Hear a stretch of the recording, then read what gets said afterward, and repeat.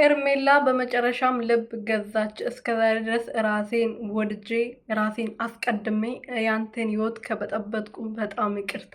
ከዚህ በላይ ራስ ወዳድ መሆን አልፈልግም። ልዑል ይፈልግሃል።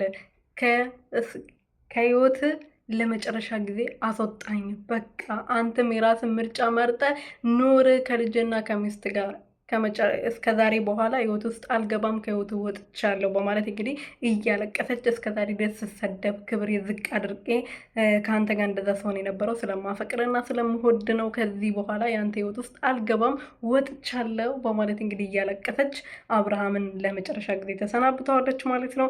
ሰላም ሰላም ቤተሰቦች እንዴት ናችሁልኝ? እኔ ያለው እግዚአብሔር ይመስገን። በያላችሁበት ሰላማችሁ ብዝት ትርፍርፍ ይበልልኝ። ለዚህ ቻናል ለዚህ ቤት አዲስ የሆናችሁ ሰብስክራይብ፣ ሼር፣ ላይክ እያደረጋችሁ ቤተሰብ ሆኑልኝ ማለት ነው የኔ ወርቆች።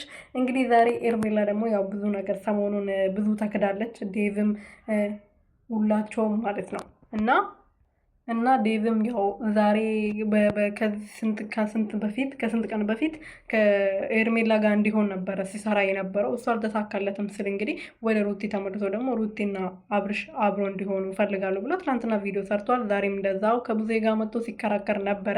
ተስፋ ስትቆርጥ እንግዲህ ኤርሜላ አልቅሳ ሁሉም ሰው እንደማይፈልጋት ሲገባት፣ የአብርሃም ቤተሰቦችም ማንም የሚዲያ ሰውም እንደማይፈልጋት ሲገባት እንግዲህ ተስፋ ቆርጣ ከአንተ ህይወት እወጣለሁ ብላ ወታለች ብለን ተስፋ እናደርጋለን። ነገ ይዘው የሚመጡት ቪዲዮ ደግሞ አብረን የምናይ ይሆናል።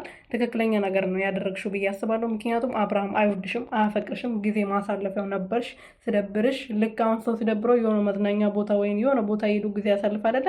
አብርሃም ለአንቺ ጋር ሲመጣ እንደዛ ነበር። በቃ ተዝናንቶብሽ የፈለገውን ነገር አግኝቶ ስሜቱን ተወጥቶ የፈለገ ነገር ሆኖ ነበር ከአንቺ ጋር ሲሄድ የነበረውና እንደዚህ እውነት ልብ ገዝተሽ እንደዚህ አድርገሽ ከሆነ በጣም ደስ የሚል ነገር ነው።